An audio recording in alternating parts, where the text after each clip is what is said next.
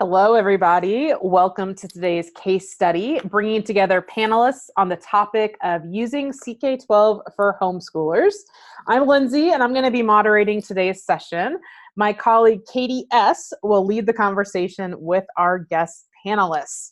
For those of you who were on about a couple minutes ago, we were checking audio with our panelists today. So if you're like, why are they talking before the start time? It was a little bit different. But again, we've got several panelists with us. I think 3 right now, and then maybe a 4th joining us. And we're excited. The case study sessions are designed to be a little bit different from our traditional webinars that you guys have been attending. These are designed to have more of a conversational feel. And so at the bottom of your Zoom window, you're going to see probably for the first time the option to raise your hand. If you want to verbally ask a question and engage with our panelists, we really encourage it. And so you would just press the button to raise your hand, and then we're going to stop occasionally for questions, and our host will send you the option to unmute yourself. So you can just press the button and start speaking through your computer or headphones. So first time, you're going to be able to raise your hand if you want. If you don't want to speak, not a problem. As always, we're going to have questions coming in through the Q&A window. So please, anything that you want our panelists to address or you want Katie to ask our panelists, the Q&A window is the best place to do that. Star's also here typing answers to any questions that come in about CK-12.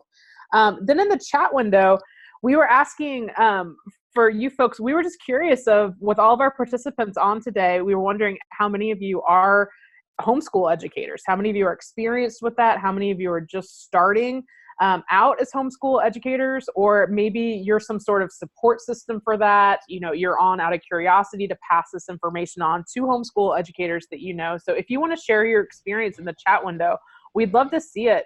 But do send it to all panelists and attendees. The mistake people make in the chat window is they just send it to panelists. And so those of us in the CK-12 room right now, we're the only ones who can see it. So if you can send in the chat window, look back. If you already posted a message and it just went to all panelists, post it again to all panelists and attendees. But the chat window is your space to have a conversation. Q&A is the place to ask questions. And then that raise your hand button is if you want us to call on you verbally and have you turn on your microphone.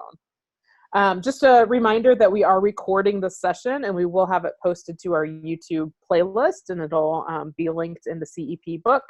So I think that's all the introductory things I had to say. So why don't I hand it over to Katie, who's going to start the discussion. All right. Thank you, Lindsay. And thank you, everybody, for joining us for the conversation around using CK-12 for homeschoolers. I'm excited to introduce our panel of homeschool educators. Cindy Bracey started homeschooling in 1991. She has homeschooled her children from K through 12, including through an online school. In addition, Cindy has experience teaching at a private school. She served as a homeschool leader and is currently working on a CK-12 middle school history book. Dr. Wachs is a homeschool teacher and offers tutoring services. She teaches students from K through 12th grade. Dr. Wachs has authored multiple books about parenting, including It's Really Okay to Be a Single Parent. She is also a certified parent instructor and a healthy relationships coach. Nell Nguyen, or Antonella Nguyen, is joining us all the way from Manila in the Philippines. She is a homeschool teacher. Like some of our participants today, Nell is learning about CK-12 through our Certified Educator program. And then a little bit later, we should be joined by Helen Pacheco. She became a CK-12 certified educator last year. Helen is a homeschool educator. She teaches multiple subjects and uses interactives in our curriculum. All right, so I've got some questions for the group. So panelists, please turn on your microphones and cameras now. All right. Hi, everybody. Hello. Hello, everyone. Okay, so I have a set of questions that we can go over, and then later we have some more targeted questions for the panelists if we have time. So first of all, panelists, how do you use CK-12? Pretty open-ended question. How do you use CK-12? I'll answer first. I'm just getting started. I've never used it. So I am diving in headfirst and creating a book that will be available really for the online school that I have taught for. But I'm intending to use it at the little private school where I'll be helping, and then sharing it with my homeschool community. So that's what I'm doing.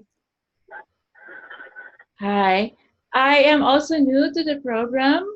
I began using it and giving it as an assignment, like a reader, like a reading assignment. I am teaching English in the Philippines to a group of homeschooling students.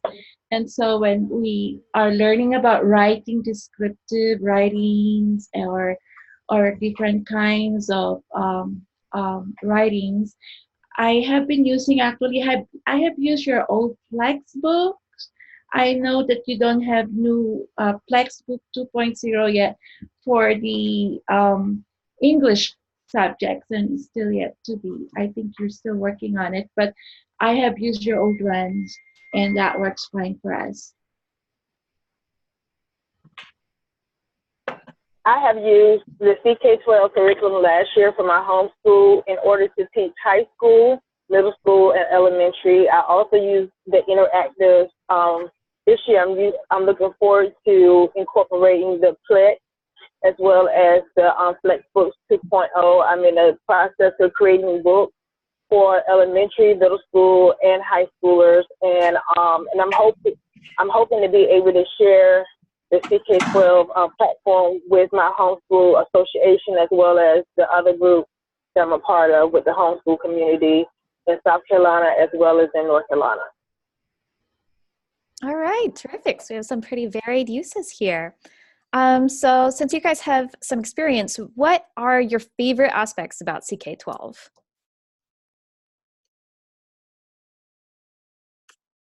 Okay. Flexibility. I also like the cafe corner. It gives you a variety of information as well as the community connection.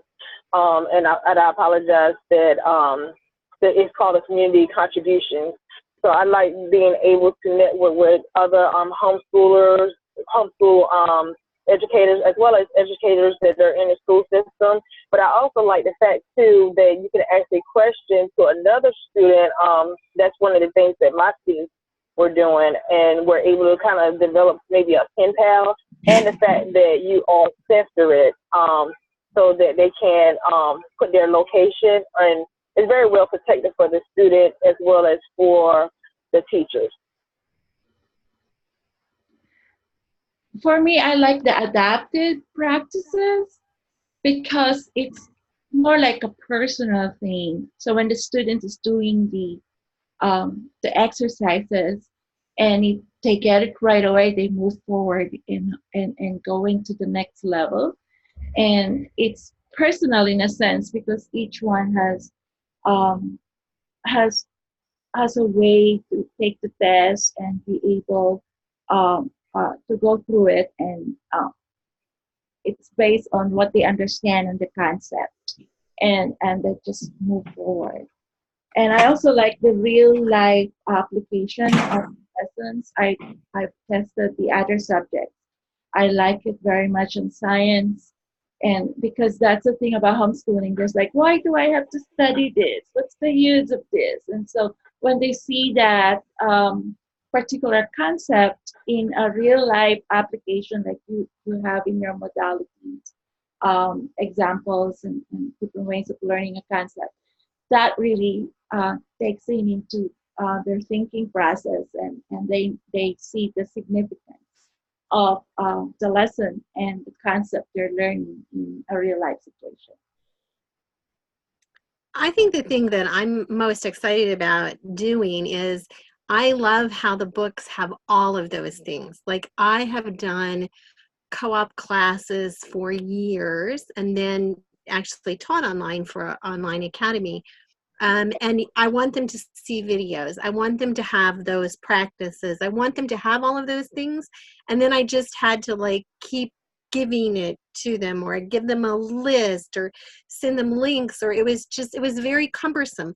And I think this is awesome because I can put all of those things in one spot, give them access And all they have to do is open it up and click on it. This is great. Great. I love hearing all these features that you guys are enjoying, and people are also chiming in the chats and sharing what's working for their students as well.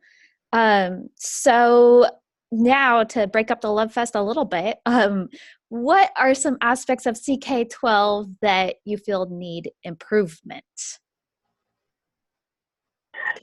I think more writing assignments.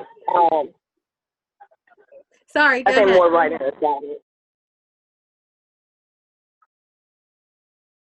I think more writing assignments so that they can expand their vocabulary just a little bit more. The interactive is great, and it gives them real life application. And I love the fact that it really harnesses what STEM is all about and gives those applications as well as practice. And it has great learning tools so that you can kind of introduce the concept. You can give them guided practice and allow them to explore. But I think also to include more vocabulary. I want more social studies. I want more social studies. That will be great. And I think that's just a matter of it getting bigger. I think there's going to be way more coming down the pike. I am waiting to see how you develop the language arts teaching. I would really, really love that. Yeah, great. Okay. Well, thank you for that constructive criticism and ideas for how we can improve.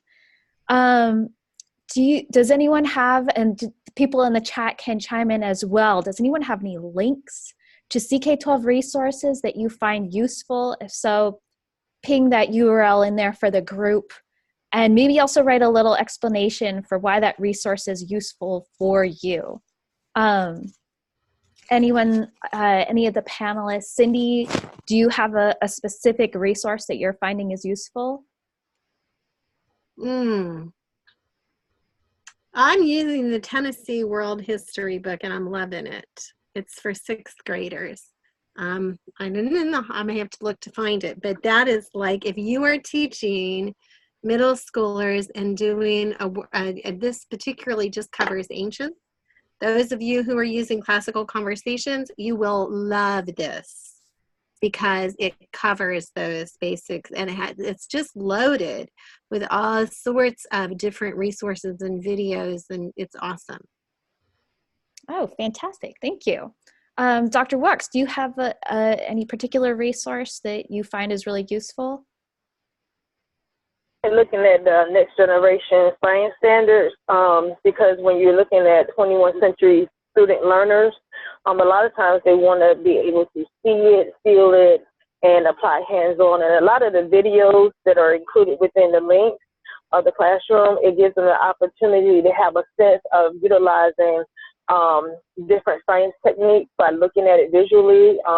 It gives them an opportunity to be a kinesthetic learner, which means hands-on, and apply it to real life. So I really like that and how it's in the forefront of 21st century student learning. Oh, great. Yeah, that's very useful. Nell, what about you? Do you have any specific resources that you're finding is useful? Is it from the CK-12 that you already have your Flex books or different one? Yeah, sure. If there's anything offhand that you can think of. Oh, what I have used from your material is the Common Sense, the writing one. And I find that useful when we were talking about the most recent one that we did was the concept on what's the difference between mood and tone. And I like the way that it was explained on the materials and the examples that have been used. And so it's easier to explain to the students, and it's easier for the students to just read it. And as we talk about it, I find that very useful from the materials that you already have in there in the writing session. And also I like the spelling because it's talking about letters and sounds and that's really important for spelling and for international students, for foreign students learning the English language. I think that's very good materials. If we can develop it more and that with videos and different modalities as well, that would be very, very helpful.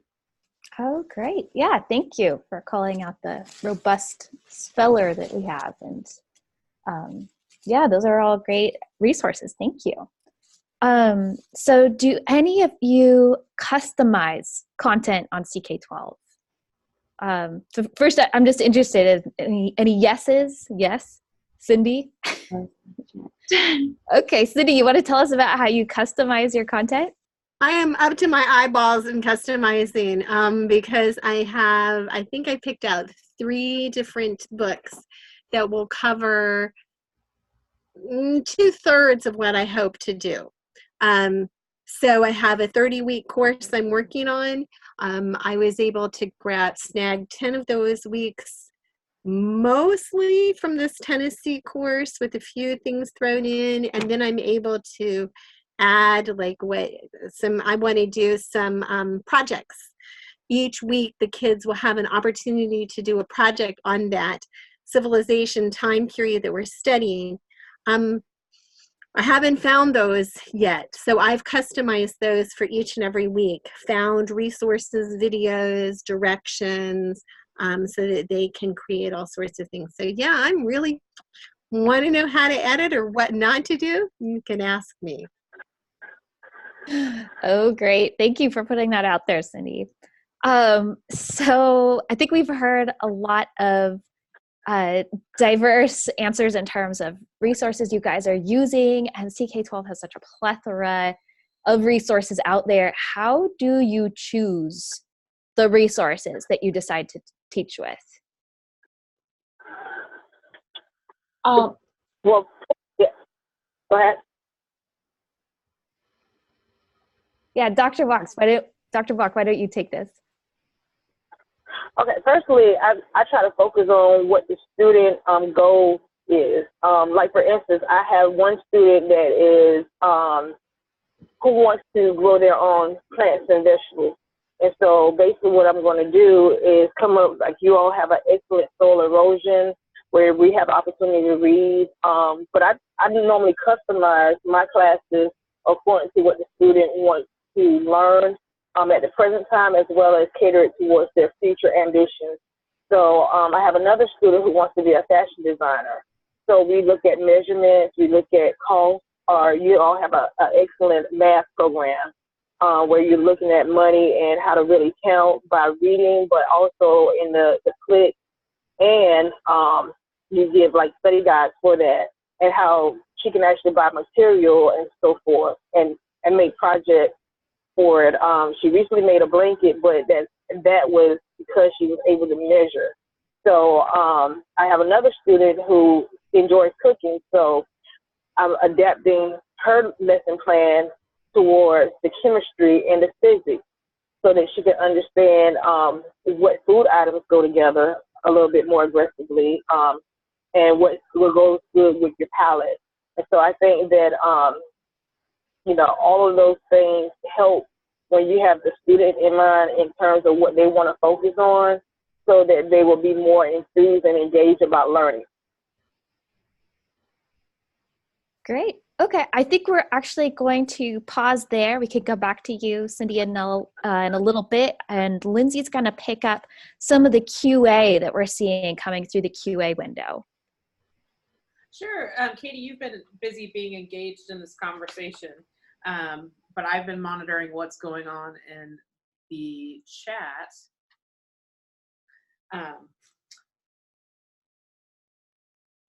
Oh, hang on, sorry. I'm hearing myself twice, and I think I figured out why. Anyway, in the chat window, there's a lot of interesting conversation happening, and several people are talking about language arts and what CK-12 does and doesn't offer. And just a reminder, our main focus is on STEM content, But we are hoping educators like you guys are going to lead the charge on coming up with new content for us. And that's this whole user-generated content piece that we talked about in a webinar even this morning on how users can take books and put them on our site. So like the book that Cindy's working on right now, we're really excited. It's a social studies middle school book. And as soon as she finishes that, hopefully she's going to find a way to put it on our site so that it's available for you guys to continue to customize. So you will see more and more other non-STEM subjects available very soon. Somebody asked about analytics, said that they want to know, I'd like to see the time the students I'd like to see the time the students worked on the assignment and for how long, like for Khan Academy. And that's the exciting part of FlexBooks 2.0 is that we're building out insights that you as a teacher will be able to see with your students. So that is all coming. If you've attended our FlexBooks 2.0 webinar, hopefully you saw a preview where you can at least see the time spent of how long the student was on the lesson. And then of course, if you're assigning an adaptive practice or a quiz, there are a lot of analytics that come with that as well. Other things going on in the chat window, just a lot of people, you know, excited of can this be used in tutoring? Absolutely. We don't want you, because of our copyright license, we don't want you to ever take a book and sell it as part of a service, but if you're using it as a method of delivering education, that seems to all be fair game. You're welcome to email us directly if you have any questions about the difference there. So a reminder, you guys in the session, you are able to raise your hand if you want us to call on you. We'll give you the option to turn on your mic, but we do have a question sitting in Q&A right now. So I'm gonna toss this back over to Katie, but the question that Tracy's asked in Q&A is, does anyone have experience to share using CK-12 with Google Classroom or other platform? I use other curriculum for Latin and math and would like one place to put all of the assignments. So I don't know if that's for panelists or again, you folks in the chat window could also weigh in on that of who has experience combining all of the different resources that you guys use to educate your students. Yeah, so attendees, feel free to answer that in the chat. I'm going to open that up to the panelists.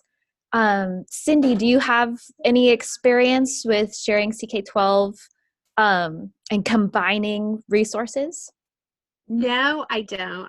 The system that we used was Moodle, but I am hoping to dive into a Google Classroom this year. That's on my bucket list of things to do, and this is going to be put in the Google Classroom along with the Earth Science that I'm going to use. I don't know if any of you guys do like homeschool co-ops where you meet together once a week in like a real setting, like in a physical setting. It's very big where I have been and where I am now. And I'm just thinking this would be awesome. One of the difficulties that we always had with our homeschool group was finances. I mean, you're dealing with families who are living on one income so that somebody can be there to teach. And this to me would be like the best way if you set up a Google Classroom, because it is compatible with Google Classroom, right? That's one of the, okay, yes, so if you set up a Google Classroom for your homeschool group, your homeschool co-op group, I don't see why you couldn't do that and put the book in there and then add the students and then the families could get to it. I think this would be like the bomb. That's a fantastic tip. Dr. Wachs, have you any such experience? Well, I attempted to do Google Classroom. However, there's a lot of different factors that goes into establishing a Google Classroom that you have to do. So what I've used was Khan Academy along with CK-12, but I'm hoping that this year that I will be able to do Google Classroom. But I will say that I am a part of South Carolina Geeks, and we do participate in that. A lot of homeschoolers from South Carolina get together and we do field trips and classrooms such as that. Unfortunately, due to my schedule, we have not did the classroom aspect together, but we have participated in their field trips, which were wonderful. Yeah. Great. No, yeah, go ahead. for a while, I have a group that comes to my house, like a group of 8, the most maximum number of students. And I agree with Cindy. Materials is always a challenge for homeschoolers, and especially in a third world country, it's so hard to buy materials. Normally, we get it from the States, and the shipping costs and the time elements getting the materials is just a long time challenge. So with the CK-12 materials that I use, I just have a computer and then we go through it one by one. And I use that to refer as my resource in teaching them, and then we write. So we follow your what is written on the book, and we just discuss about it, and we apply it in our writings. And I think at one time you have grammar, but I'm not sure if that is CK-12 or I'm using also Khan Academy and other resource materials online. And so that's very helpful for us, something like that. Just one computer, and like 8 of us can go through the materials, discuss, and apply in our writings and whatever we're doing in class at that moment. And now I shifted online because I will be doing a lot of traveling this year. And I started using Google Classroom. I haven't actually used your CK-12 materials into the Google Classroom setup that I have now, but I knew that I would be using that sooner or later. Oh, great. And now coming back to the question that I asked earlier, how do you choose your resources from CK-12? So there's a lot out there and there's a lot of ways to search and browse through it. How do you find what you need?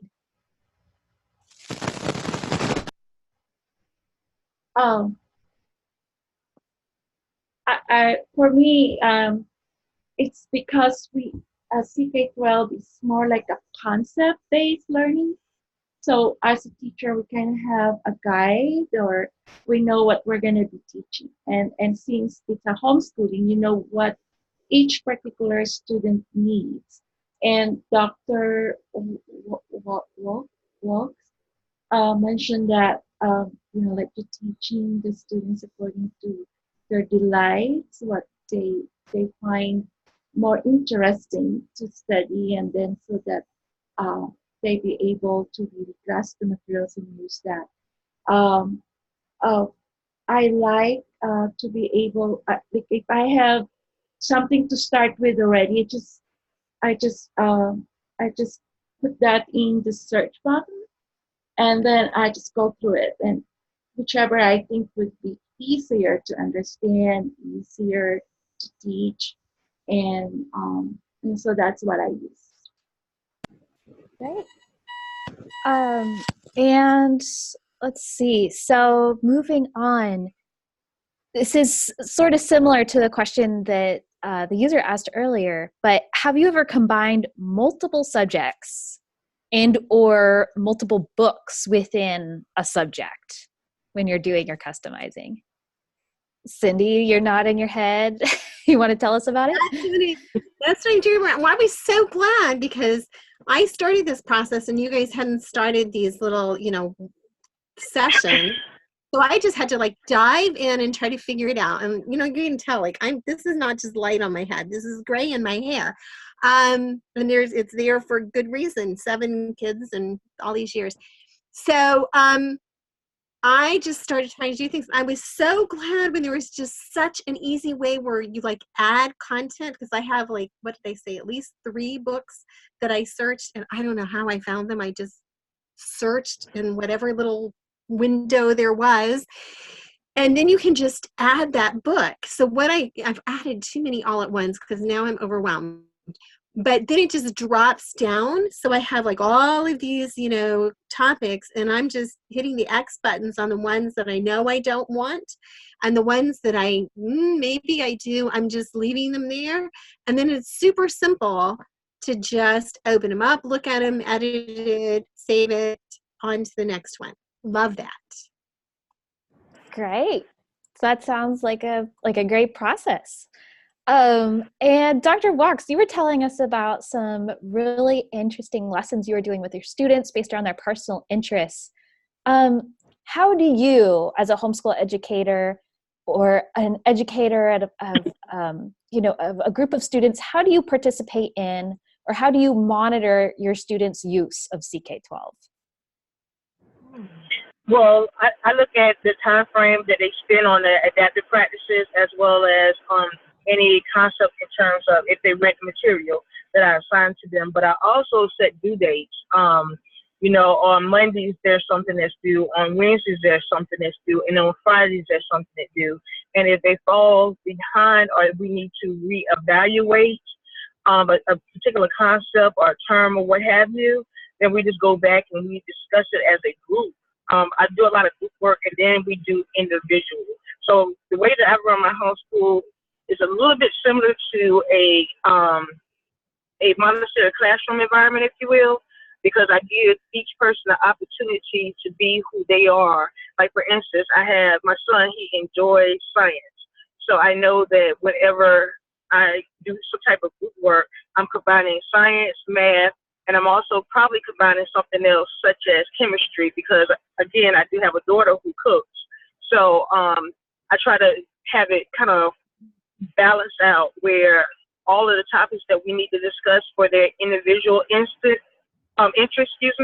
is also discussed collectively so that whenever I go outside of the room or I'm doing something else, they have something to discuss as if they were in a normal classroom. However, I still give them the flexibility by asking them which one would they prefer to use for their adaptive practice. Like, for instance, the first 2 weeks is going to be a trial error. And then once they get into the swing of things, they would figure out whether or not they would like to read the concept first or if they would like to do the clicks first. And then we'll come back and tie it all in, if that makes sense. Yeah, no, that does make sense. That's a cool way to do it, is kind of let your students guide the process in terms of the order they're doing everything in. But they have due dates. Yeah, with their due dates, of course. Do you use multiple classes for students with different grades? Because I've heard that that's a recommendation that some of our homeschool parents really appreciate. Yeah, I do. I do per level. So I have grade 1 to grade 2, and then grade 3 and grade 4 put together. So normally about 2, and then sometimes 3 if they're. It's really based on the student's ability. Because like some 3rd graders, they can do 5th graders work already, and some are 3rd graders still doing, like 2nd grader work. So I, with the homeschooling community, it's really a close knit.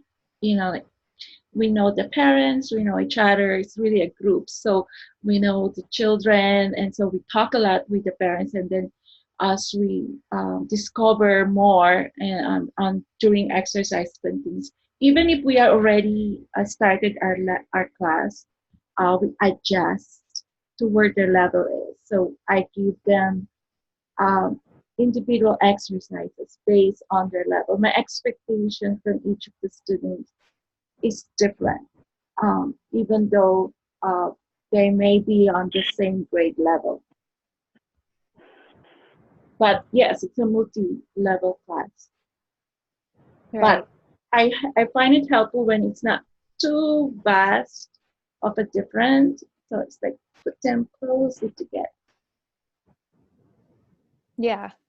Cindy, how do you handle multiple grades? Well, sometimes I cry. But I was so excited when I didn't have a kindergartner through a high schooler. I mean, that was like, wow. So science and history are some of the greatest things that doesn't have to be you can combine all those grade levels together because it's not like your reading or your math, where you're building concept upon concept. So the way that I handle it is to take my science and history and do those basically by topic. And I will add more to my older kids and take away, or not add as much to my younger kids, but I always teach to the top kid. Whatever the younger kids figure out, well, that's just, you know, a bonus. And then your reading, writing, arithmetic really does, you know, have to build upon one another. So teach to your tot, combine when you've got a lot at home, which I think, I don't know how many I've homeschooled at one time, a lot. Just teach to that top kid and combine your science and history as much as possible. That's my secret. Oh, nice. Okay, so across our panelists, we're covering a lot of different subjects, and I've heard you guys talk about multiple modalities with the adaptive practice and the Flexbooks 2.0, PLIX, and the real world applications. Let's talk about your students. What aspects of CK-12 are most interesting to your students? Nell, do you want to take this one?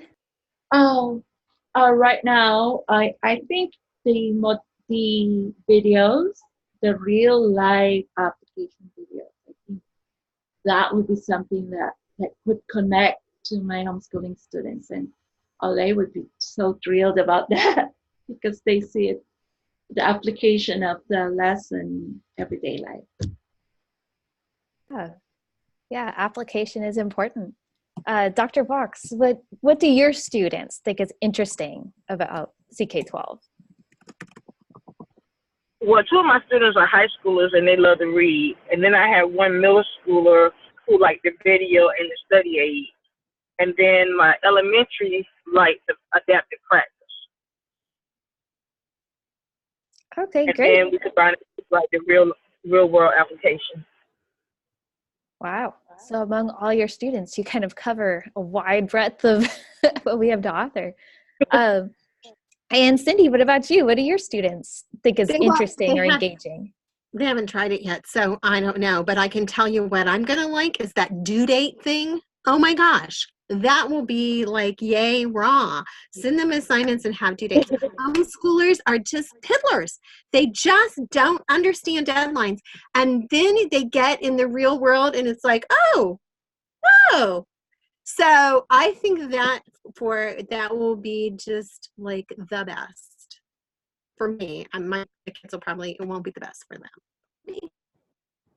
Oh, great. And Cindy and Dr. Wachs, are you using or planning to use the reports feature for the due dates, or how exactly are you using due dates with CK-12?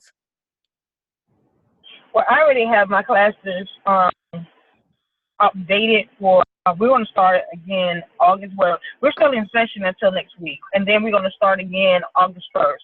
And so basically from August to September, I have some of the math and some of the science already, but I'll be adding on. I did not put anything in there for the quizzes because I wanted to give us an opportunity to kind of talk and gauge what we need to either further explore or continue to move forward with. So once we get through maybe a Wednesday and look at the adaptive practice and more of the clicks and a real world application, we can kind of determine if that particular week we need to do that quiz or if we need to reevaluate. Because what I try to do is set my students up where they're going to succeed. And so I've always given them due dates, but I've also put in the flexibility where I can modify it if I need to. So that's why I only have 2 months already done, because anything can happen with them those 2 months, and they might need to study a topic a little bit more according to their level of engagement. Yeah. Okay, great. I'm looking forward to those color-coded reports things. I'm a color coder, so I'm really excited about the color coding.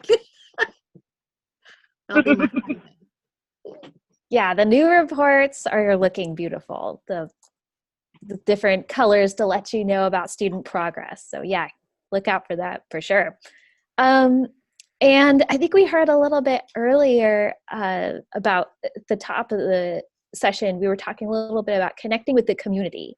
Let's come back to that. How can you and your students engage in the CK-12 community. Dr. Wachs, do you want to take that? Could you please repeat your question? I apologize.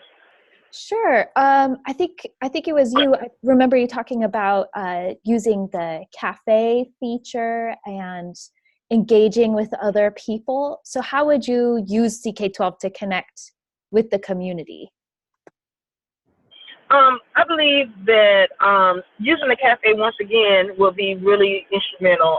Maybe having a project where my students have to ask a question, because normally when you ask a question in the student cafe, somebody will respond to it, and when they respond, they give you a new sense or a new idea of something that you probably haven't even thought about. But to make that into one of the adaptive practices or real world experiences, because a lot of times they have to learn teamwork even though they are homeschooled, and the teamwork is not necessarily just within the home, but also learning from outside of the doors of the home.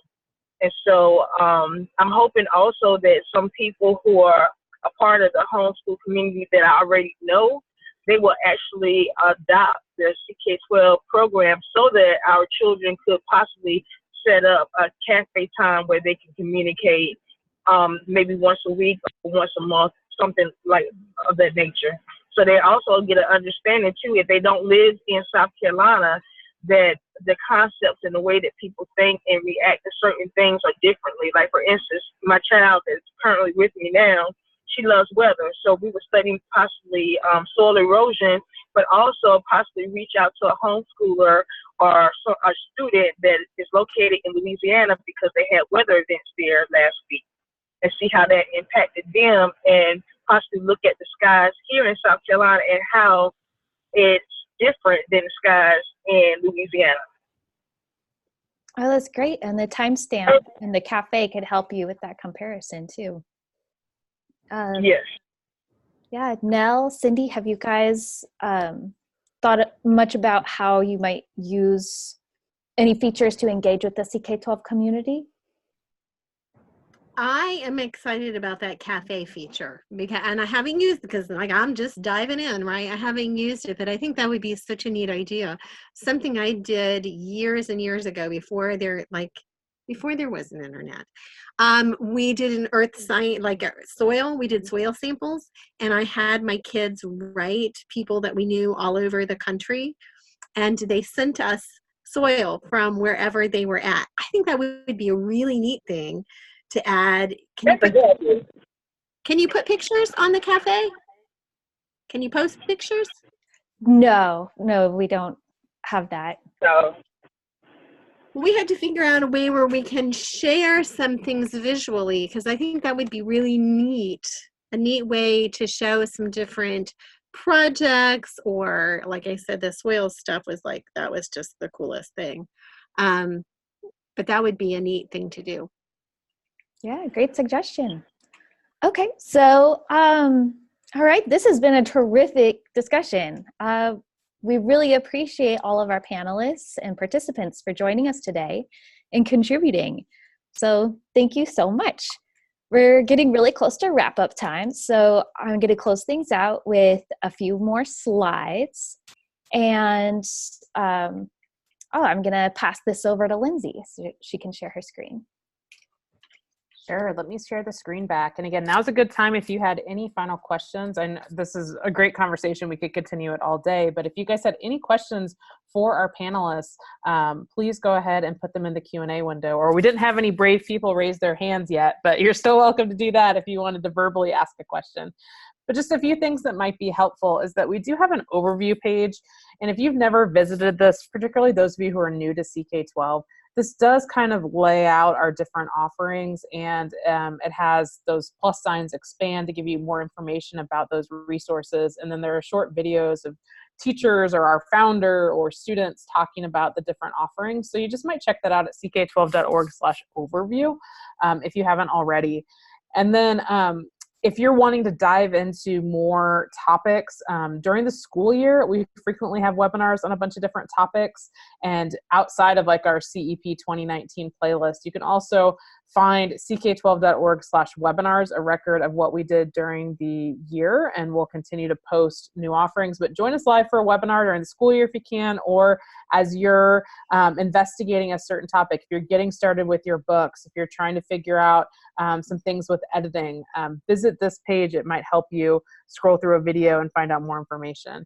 And then the networking is a really important part of what we're trying to do here at CK-12. And one place that you can find that, even on our certified educator page, is if you go to that alumni tab that says CEP alumni. These are our former certified educators who have elected to put their information on here. And so particularly the folks who have a little envelope next to their name, they're saying, email me. I wanna talk to you about CK-12. So you can search through this and find somebody in your area, in your region, in your subject, in a similar school. You know, find other people who identify themselves as homeschool educators, and you're welcome to send them an email. And then I hope all of you who are completing your certification that you're going to join this alumni tab as well, because it's a really great place for people to start communicating. And then our forums were just referenced several times. Our cafe, the quick link to it is ck12.org/forums. And the one that we always suggest is Jumpstart for Educators, but we do have one specific to homeschooling. And then we have a couple that have been referenced that are specific to student engagement, particularly the PLIX, the PLIX questions that get posted each week that we're asking for you know, student users to weigh in. So check out the forums known as Cafe from the Explore menu and see what you think. See if this is something that you can use as an educator or something that you could use with your students. So I'm going to do a slow walk off here and see if there's any additional questions coming into Q&A. It looks like somebody, I'm going through the chat window too. I don't know, I'm glad everybody's just excited. It seems like you're just excited about using this resource, and that's what we want to see. All of these links were just posted in the chat window, but if you have any follow-up questions for us, send us an email at Jumpstart. I'm imagining that our panelists would be okay being connected with you. So if you email us at Jumpstart and say, hey, I would like to talk more to one of the panelists today, we will forward that email on to them. So you're welcome to email us at Jumpstart for that. Social media is another great place to network. So yeah, I think, again, Katie just did it, but thank you again for your time today, for everybody, particularly for our panelists, but then for everybody else who joined us. We're thrilled that we had this conversation and diving into this topic. So we will see you again on a future webinar soon. All right. Bye, everybody. Bye. Thank you. Bye. Thanks for having me. Bye.